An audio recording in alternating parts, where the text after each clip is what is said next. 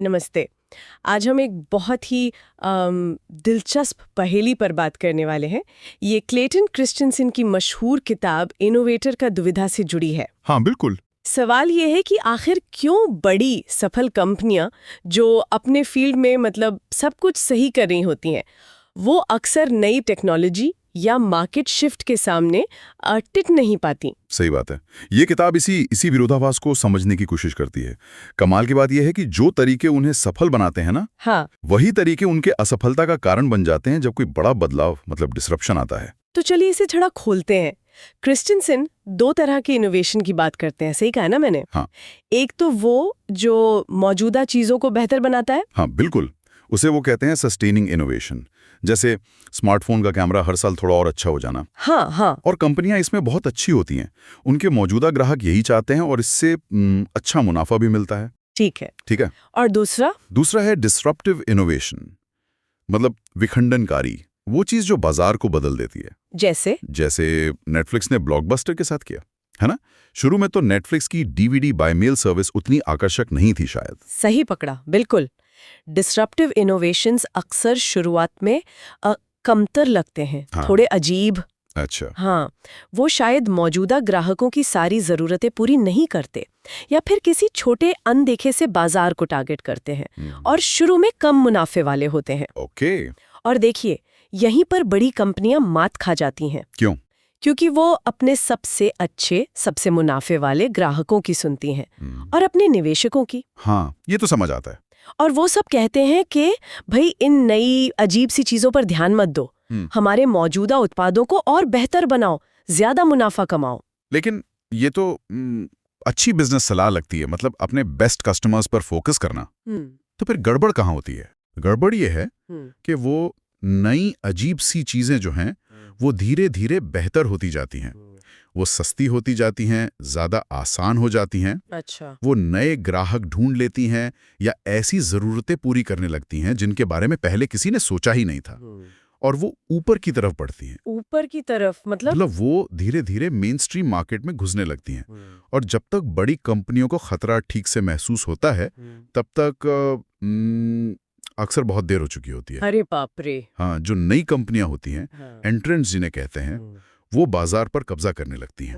तो मतलब जो सफलता का नुस्खा था वही उनके लिए एक तरह का जाल बन जाता है। बिल्कुल। तो ये जो नई कंपनियां हैं, ये कैसे आगे बढ़ जाती हैं? क्या वो ज्यादा स्मार्ट होती हैं? स्मार्ट होना ही काफी नहीं है, उनकी प्राथमिकताएं अलग होती हैं। वो छोटे, कम आकर्षक लगने वाले बाजारों में घुसने को तैयार रहती हैं, जहां शायद बड़ी कंपनियां जाना ही ना चाहें। हाँ, क्योंकि वहां पर पैसा नहीं दिखता शुरू में। सही बात है। और वो ऐसे जोखिम उठाती हैं जिनसे स्थापित कंपनियां बचती हैं। क्यों? क्योंकि उनके पास खोने के लिए बहुत कुछ होता है, मौजूदा मुनाफा, प्रतिष्ठा। और क्रिस्टनसन एक और दिलचस्प बात बताते हैं। टेक्नोलॉजी जो है वो अक्सर बाजार की जरूरत से ज्यादा तेजी से सुधरती है। अच्छा, ये कैसे? इसका क्या मतलब हुआ? मतलब ये कि शुरू में कोई नई टेक्नोलॉजी शायद उतनी अच्छी ना लगे, गुड इनफ ना हो, लेकिन वो इतनी तेजी से बेहतर होती है कि जल्दी ही वो काफी अच्छी हो जाती है, और फिर मौजूदा टेक्नोलॉजी से बेहतर भी। समझ गई। और इससे क्या होता है? इससे नई कंपनियों को नीचे से, मतलब लो एंड मार्केट से शुरुआत करके ऊपर आने का मौका मिल जाता है। तो अगर बड़ी कंपनियां इस दुविधा में फंसी हैं, तो क्या क्रिस्टनसन कोई रास्ता भी बताते हैं? मतलब इससे बचने का कोई तरीका है? हाँ, वो एक समाधान सुझाते हैं। उनका कहना है कि बड़ी कंपनियों को क्या करना चाहिए? उन्हें डिसरप्टिव आइडियाज पर काम करने के लिए बिल्कुल अलग, स्वतंत्र ऑटोनॉमस यूनिट्स बनानी चाहिए। अलग यूनिट्स कंपनी के अंदर ही? हाँ बिल्कुल। लेकिन उन्हें कंपनी के बाकी हिस्सों के जो नियम कायदे हैं, जो मुनाफे का दबाव है, जो पुराने तौर तरीके हैं, उनसे आजाद रखना होगा। अच्छा। उन्हें अपना छोटा शुरुआती बाजार खोजने और वहां सीखने की पूरी छूट देनी होगी। उन्हें अलग तरह से मापना होगा। ये सुनने में तो लॉजिकल लगता है, पर क्या ये आसान है? मतलब कंपनी ऐसा कर पाती है? अपनी ही बनाई सफल मशीनरी से कुछ बिल्कुल अलग बनाना, ये तो मुश्किल लगता है। बहुत मुश्किल होता है, बिल्कुल। क्योंकि पूरा संगठन, उसका कल्चर, उसकी प्रक्रियाएं, सब कुछ मौजूदा सफलता को बनाए रखने और उसे बढ़ाने के लिए ही बना होता है ना। हाँ।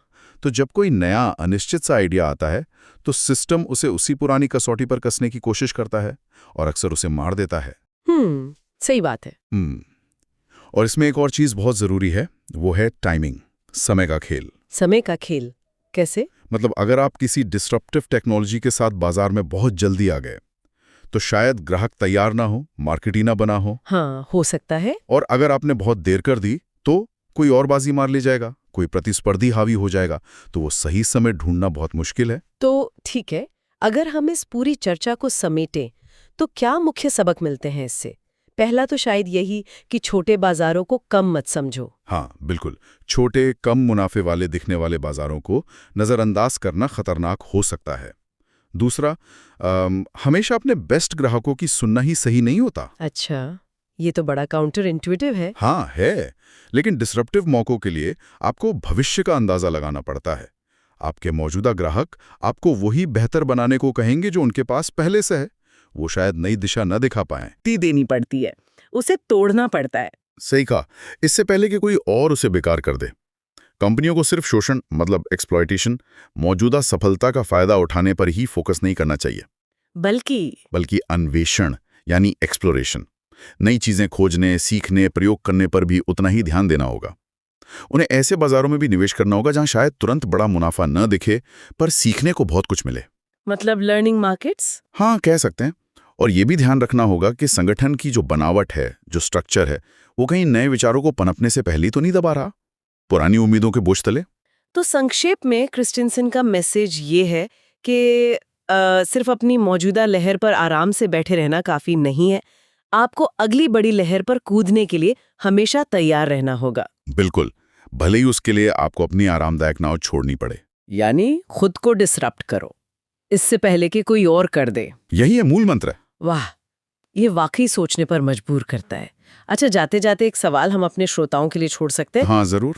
जब कोई कंपनी बहुत सफल हो, सब कुछ बढ़िया चल रहा हो, सुरक्षित महसूस हो रहा हो, तो वो ऐसी मानसिकता, ऐसा कल्चर कैसे बनाए कि आने वाले बड़े बदलावों को, डिसरप्शंस को वक्त रहते पहचान सके और उन्हें अपना सके, इससे पहले कि बहुत देर हो जाए। इस पर जरूर सोचिएगा।